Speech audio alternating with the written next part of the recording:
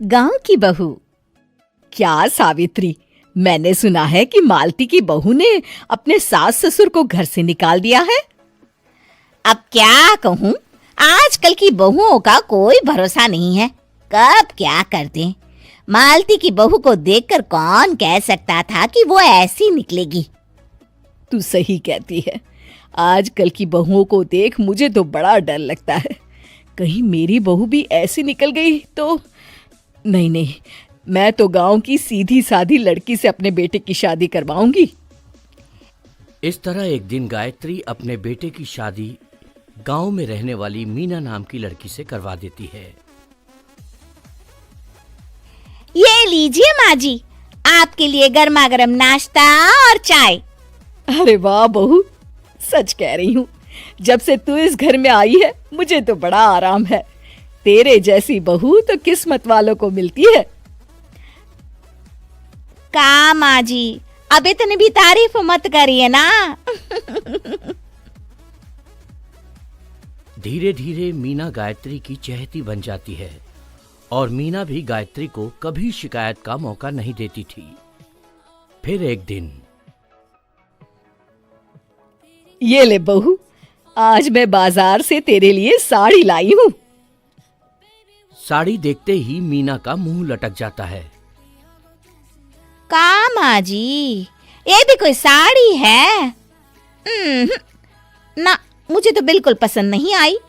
अरे लाना ही था तो कोई अच्छी महंगी वाली साड़ी ले आती मेरे लिए। आप तो ये सस्ती साड़ी उठा लाई। मुझे नहीं ना चाहिए आपकी ये साड़ी, आप ही पहनिए इसे। अरे ये क्या बहू, तू तो आजकल कुछ ज्यादा ही नखरे दिखा रही है। मैं इतने प्यार से तेरे लिए साड़ी लेकर आई हूँ और तू है कि उल्टा मुझे ही दो बातें सुना रही है।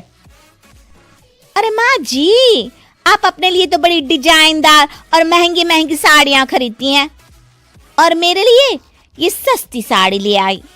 आप समझती हैं कि मैं गांव से आई हूँ इसलिए मुझे कुछ नहीं पता। हाँ, अरे कुछ नहीं, तुझे शहर की हवा लग गई है बहू। इस तरह दोनों सास बहू में रोज किसी न किसी बात पर लड़ाइयां शुरू हो जाती थीं। एक दिन गायत्री अपने कुछ सहेलियों को अपने घर चाय पर बुलाती है। अरे बहू, मेरी सहेलियों के लिए बढ़िया चाय नाश्ता तो बना दे। अरे माँ जी, अभी ना मेरे पास बिल्कुल भी समय नहीं है, मुझे ब्यूटी पार्लर जाना है।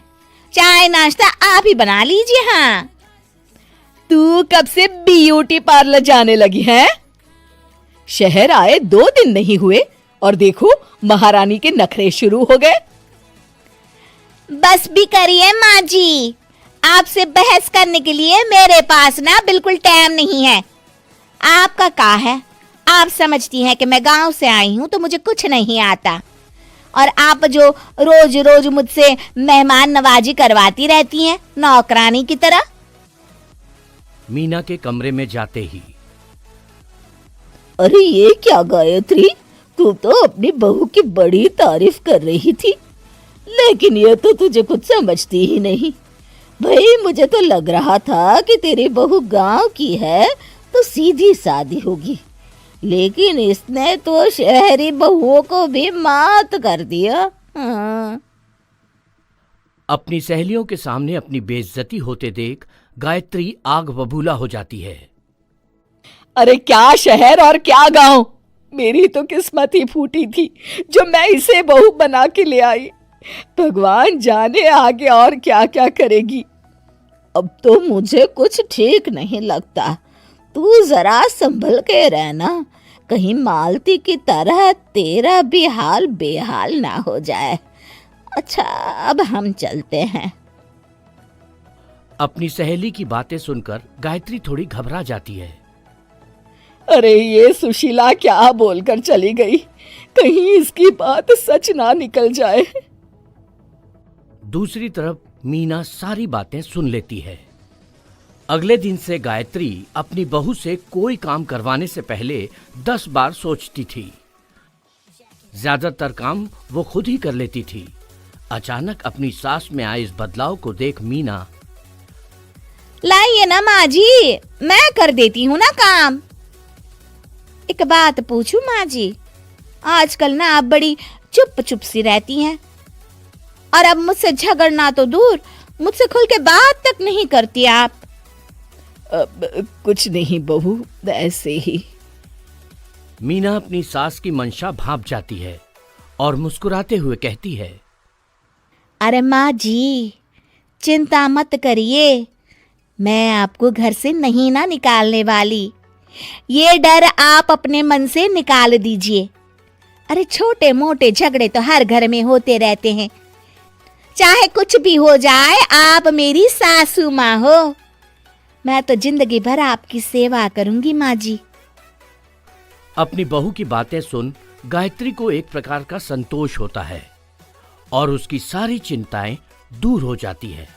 गायत्री अपनी बहू को गले लगा लेती है। मुझे माफ कर दे बहू, मैं तुझे गलत समझ बैठी थी। कोई बात नहीं माँ जी, ये ना घर घर की कहानी है। हाँ।